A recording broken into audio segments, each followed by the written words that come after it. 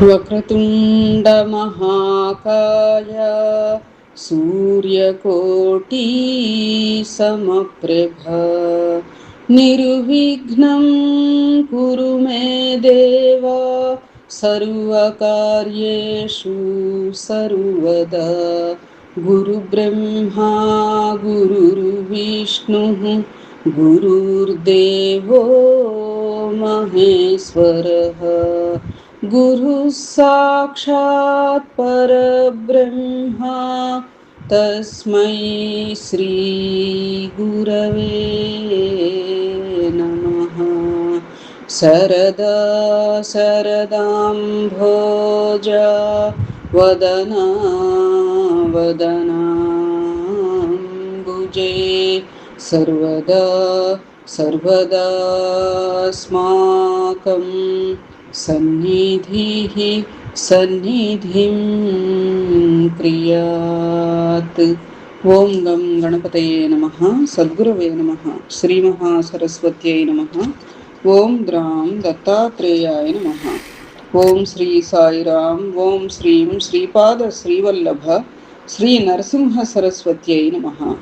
ఓం శ్రీం శ్రీపాద మాణిక్య స్వామి సమర్థాయ నమః. శ్రీ అక్కల్కోట స్వామి సమర్థ లీలామృతం 31వ అధ్యాయ ప్రారంభం. విద్యాసాగరుడు: గురుదేవ, మీరు తెలుపుతున్న శ్రీ స్వామి సమర్థుల లీలలు సకల ధర్మాలను తెలుపుచున్నాయి. శ్రీ గురుతత్వం కొద్ది కొద్దిగా బోధపడుచున్నది. అవధూత తత్వం అవగతమగుచున్నది. అయినా ఆర్య పండితులు ఈ తత్వమును ఎందుకు తెలుసుకోలేరు? ఉపనిషత్తులలో ఈ తత్వం గురించి పూర్తిగా విశదపరిచి ఉన్నది కదా, మరి ఎందుకు వారు సద్గురువును గుర్తించలేదు? వివరంగా తెలపండి అని ప్రార్థించినాడు. శ్రీ నిత్యానంద యోగి చిరునవ్వు నవ్వుతూ విద్యాసాగరుని బుద్ధి కుశలతకు లోలోన ఆనందపడుచు, నాయన, నీవు అడిగిన విషయం అతి సూక్ష్మమైనది. వేదాంతములను ఎంత అధ్యయనం చేసినా అందులోని అతి రహస్యమును గ్రహించుటకు సద్గురువుకు సర్వస్య శరణాగతి కావాలి. అట్లు కాలేని పండితులు ఎంత కుశలురైనను ఈ తత్వాన్ని ఎరుగలేరు. వారికి అంతర్దృష్టి లేదు.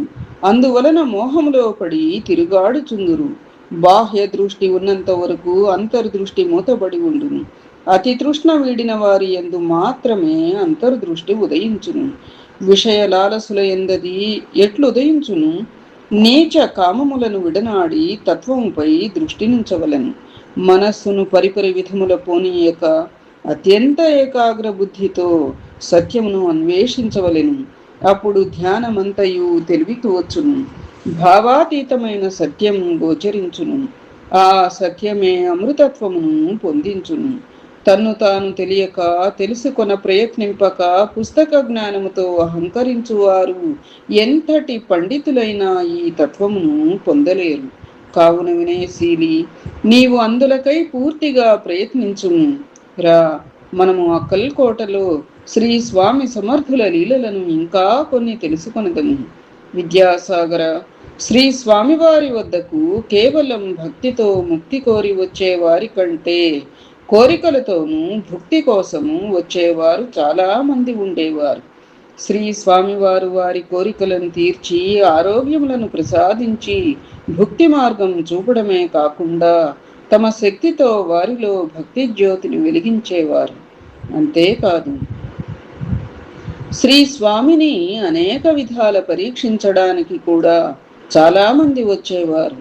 ఒకసారి అక్కల్కోటలో ఉండే రాధా లేక రాహా అని పిలువబడే వేశ్య కూడా వచ్చినది. ఆమె చాలా అందగత్తె మరియు గొప్ప నాట్యకత్తె. ఏ పురుషుడైనా తన అందానికి దాసుడుగాక తప్పదనే గర్వం కలిగినటువంటి స్త్రీ. శ్రీ స్వామి అంతటి స్వామి తనకు దాసుడైతే ఎనలేని ఘనత లభిస్తుందని ఆయన మనోనిబ్బరాన్ని పరీక్షించేందుకు చక్కగా అలంకరించుకుని వారి సన్నిధికి వచ్చినది. సాయిరాం. శ్రీ స్వామివారి వద్ద శ్రీ వామనబువ బ్రహ్మచారి, అతని మిత్రులు మరికొంతమంది భక్తులు కూర్చుని ఉన్నారు. ఆమె వారికి పాదాభివందనం చేసి దగ్గరగా కూర్చున్నది. ఆమె రాకకు భక్తులు ఆశ్చర్యపోయినారు. ఎవరైనా కావాలని శ్రీ స్వామిని పరీక్షించడానికి ఆమెను పంపినారేమోనని అనుకొనసాగినారు. శ్రీ స్వామివారి దివ్యమైన రూపాన్ని చూడగానే ఆమె మనస్సులో ఆ శరీరం ఎప్పుడైనా స్త్రీ స్పర్శ కలిగి ఉన్నదా లేదా అన్న సందేహం తల ఎత్తింది. శ్రీ స్వామి ఆమెను చూచి చిరునవ్వు నవ్వి, నీవిక్కడికి ఎందుకు వచ్చావు? నా నుండి నీకు ఏమి కావాలి అని అడిగినారు. ఆమె వారి వైపు తన సహజమైన వేశ్య గుణముతో కొంటె చూపులు చూడసాగినది. శ్రీ శ్రీ స్వామి, పురుషునికి స్త్రీకి భేదమేమి? పురుషుడిలో లేనిది స్త్రీలో ప్రత్యేకంగా ఉన్నది ఏమిటి అని అడిగినారు. అందులకు ఆమె ముసిముసి నవ్వులు నవ్వుచూ, పురుషునిలో లేనివి స్త్రీలకు అధికంగాను అందముగాను ఉన్నవి రెండు ఉన్నాయి. మీ కొరకు ఆ రెండు విలువైన కానుకలను తీసుకువచ్చాను అన్నది. సాయిరా. శ్రీ స్వామి పకపక నవ్వి, ఓహో అలాగా, అవి నీకున్నాయా? నీ శరీరానికున్నాయా? నీవు వానిని తీసి మరి ఒకరికి ఇవ్వగలవా? అయితే సరే, వాటిని నేను స్వీకరించానులే అన్నారు. మరుక్షణమే ఆమె స్తనాలు కృశించిపోయి వక్షస్థలం మగవాని ఛాతీలాగా మారిపోయినది. ఆమె వృత్తికి ఆధారమైన పాలెండ్లు కృశించిపోవడంతో ఆమె గర్వమంతా అణిగిపోయినది. ఆశ్చర్యంతోనూ దుఃఖముతోనూ మౌనంగా నిలబడినది.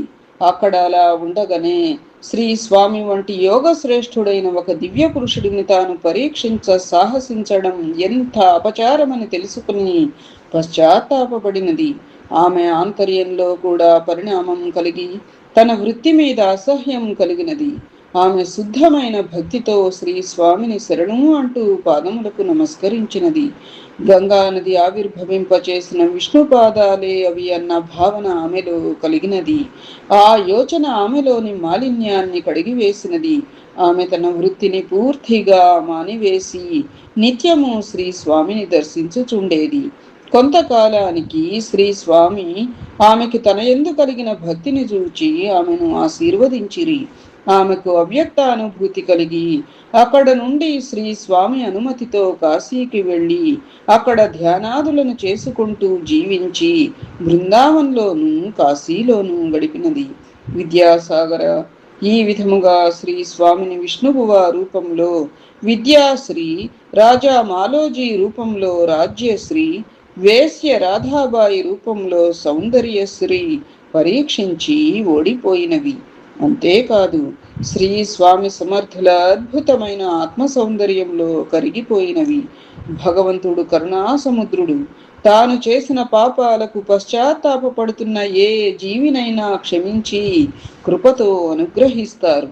మురికినేటి కాలువలు పరిశుద్ధమైన నదులలో కలిస్తే పరిశుద్ధమైనట్లు దైవము వైపు మళ్ళిన అంతఃకరణ తన మాలిన్యాన్ని కోల్పోయి పరిశుద్ధమవుతుంది. దివ్యాకర్షణల పురుషుని ఏ ఆకర్షణలు కదిలించలేవు. ఒక్కొక్కప్పుడు జోరుగా వర్షం కురుస్తూ ఉంటే శ్రీ స్వామి తమను పల్లకీలో ఎక్కించి ఆ వర్షంలో తిప్పమని భక్తులను కోరేవారు. అలాగే భక్తులు ఒకసారి పల్లకీని 6 మైళ్ళు మోసుకొని పోయి అలసిపోయినారు. వారు పల్లకి బరువుగా ఉండడంతో మోయలేకపోయారు. శ్రీ స్వామి పల్లకి దిగి అక్కడ ఒక భక్తుని గుర్రం ఒకటి పొట్టిది ఉంటే దానిని తీసుకొని దాని మీద పక్క ఊరికి పోసాగిరి. గుర్రం పొట్టిదిగాన శ్రీ స్వామి పాదములకు రాళ్లు కొట్టుకుంటున్నాయి.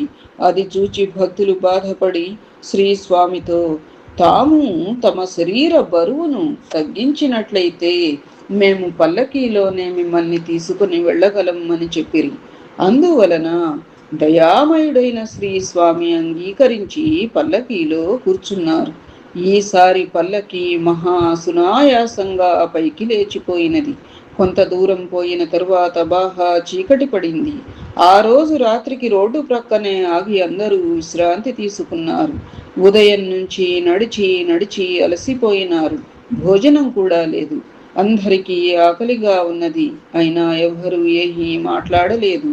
కొంత సమయం గడిచినాక ఒక భక్తుడు శ్రీ స్వామి వారితో మెల్లగా, శ్రీ స్వామి, భక్తులందరూ ఉదయం నుండి ఏమీ తినలేదు. ఆకలిగా ఉన్నది. ఏమి చేయాలి? ఇక్కడ ఏ గ్రామము లేదు అని అడిగినాడు.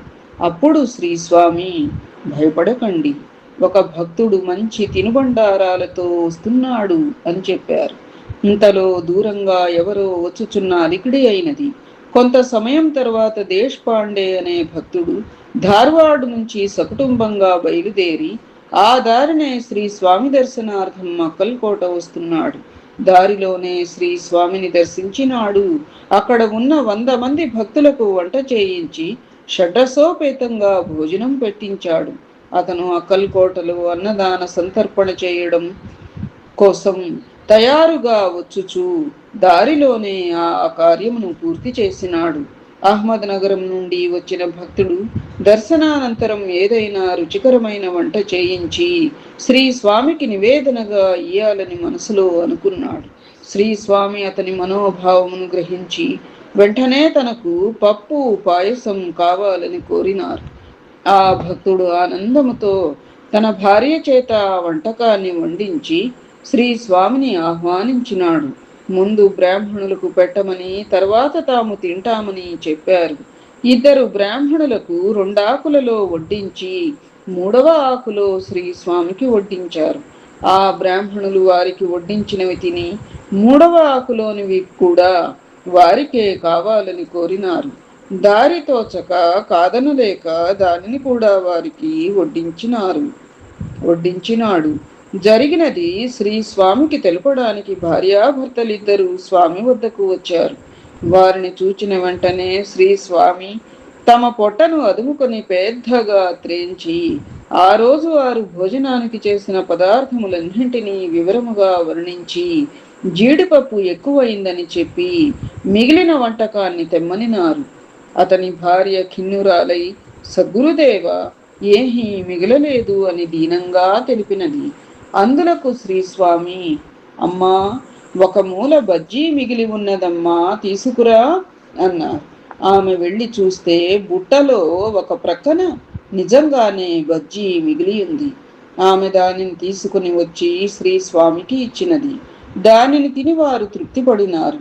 అక్కడ ఉన్న వారందరికీ ఇది అరణ్యవాసములో ద్రౌపదీదేవిని అక్షయ పాత్రలో 1 మెతుకు ఉంది, ఇవ్వమని శ్రీకృష్ణుడు దానిని తిని తృప్తి పొందిన ఆ సన్నివేశం జ్ఞాపకం వచ్చినది.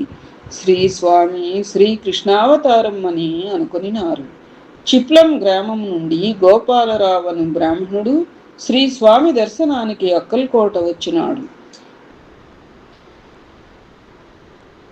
ఆ రోజు అక్కడ భక్తుల రద్దీ ఎక్కువగా ఉన్నది. అతనికి స్నానం చేయడానికి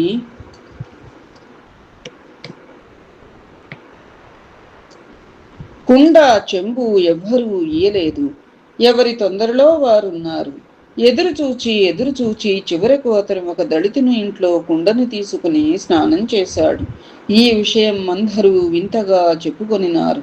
శ్రీ స్వామికి మామూలుగా హుక్కా అందించే బ్రాహ్మణుడు బల్వంతరావుకి ఈ విషయం తెలిసినది. అతను గోపాలరావును భోజనం దగ్గర సహపంక్తిలో కూర్చోనీయక విడిగా కూర్చోబెట్టినాడు. గోపాలరావు ఏమీ మాట్లాడకుండా అలాగే కూర్చుని భోజనం ముగించినాడు. అయినా మనస్సులో అలా జరిగినందుకు బాధపడినాడు.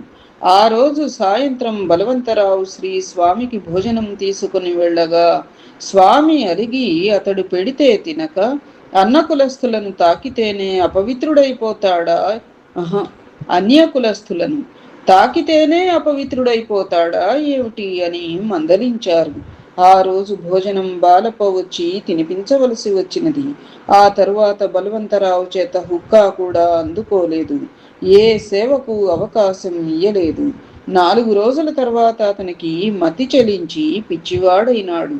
కొంచెం తెలివి కలిగినప్పుడు శ్రీ స్వామి పాదాల మీద పడి తనను కాపాడమని వేడుకున్నాడు. శ్రీ స్వామి దయతో అతనిని గోపాలరావుకు సేవ చేయమన్నారు. అలా చేసి అతను ఆ బాధ నుండి విముక్తి పొందాడు. ఈ సంఘటన తరువాత ఎవ్వరూ ఇలా ప్రవర్తించేవారు కారు.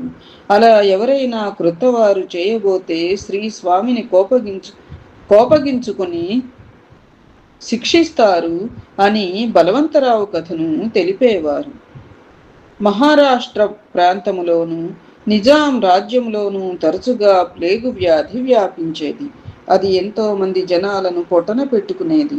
ఆయా ఊరి జనులు శ్రీ స్వామి వద్దకు వచ్చి శ్రీ స్వామిని శరణు కోరినారు.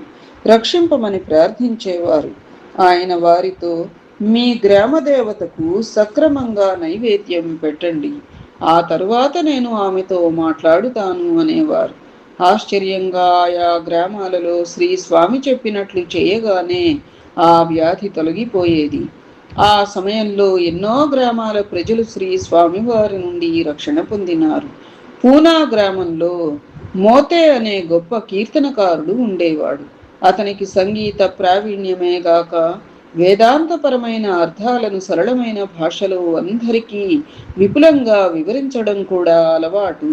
అతను గొప్ప పేరుగాంచిన వాడు అగుటచే ఎన్నో వేల మంది ప్రజలు అతని కీర్తన వినడానికి వస్తుండేవారు. శ్రీ స్వామివారు కూడా సంకీర్తన సమయంలో వెళ్ళి కూర్చుండేవారు. ఒకనాడు సంకీర్తన ఖాన్బాగ్ తోటలో జరుగుచున్నది. శ్రీ స్వామికి ఒక ఆసనమును వేసినారు. శ్రీ స్వామి దాని మీద కూర్చొని ఉన్నారు. సంకీర్తన చాలా మంచి రసవత్తరంగా ఉన్నది. అందరూ చక్కని అనుభూతిని పొందుచున్నారు. ఉన్నట్లుండి మోతే బెగ్గరగా, ఈ భవసాగరము నుండి మనను దాటించగల మహానుభావుడు ఎవరు అని అన్నాడు. అది విన్న శ్రీ స్వామి ఒక కాలును క్రింద పెట్టినారు. మోతే పరిగెత్తుకుని వెళ్ళి ఆ పాదమును పట్టుకుని గుండెలకు హత్తుకుంటూ, అవును, ఈ పాదము మనలను తరింపచేయగలదు అని అంటూ ఉండగానే స్వామి రెండో పాదము కూడా క్రిందకు దించినారు. మోతే భావోద్వేగముతో రెండు పాదములను గుండెలకు హత్తుకుని, ఈ పాదస్పర్శలే మనలను దరిచేర్చగలవు అంటూ తన్మయావస్థలో కన్నీరు కార్చసాగాడు. సాయిరాం. ఆ దృశ్యము చూచిన మిగిలిన వారెందరో భక్తితో మనస్సు ద్రవించి ఆనంద భాష్పాలు కార్చసాగినారు. అందరూ జయ జయ శ్రీ స్వామి సమర్థ, కల్కోట మహారాజ్ కి జై అని నినాదములు చేసినారు. కౌపీనధారి సన్యాసి సమర్థో జ్ఞాన భాస్కర, నారాయణ స్వరూపిచ ధనదార వివర్జిత. ఇది విద్యాసాగర శ్రీ నిత్యానంద యోగి సంవాద రూపమున శ్రీ దత్తాత్రేయ సంప్రదాయ శిష్య పరంపరలోని శ్రీ శ్రీ శ్రీ స్వామి విఠలానంద సరస్వతి మహారాజ్, శ్రీ విఠల్ బాబాజీ విరచిత శ్రీ అక్కల్కోట స్వామి సమర్థ లీలామృతం 31వ అధ్యాయం సంపూర్ణం. ఏతత్ఫలం సర్వం సద్గురుచరణారవిందార్పణమస్తు. సద్గురవే నమః. శ్రీమాత్రే నమః. ఓం ద్రాం దత్తాత్రేయాయ నమః. స్వస్తి.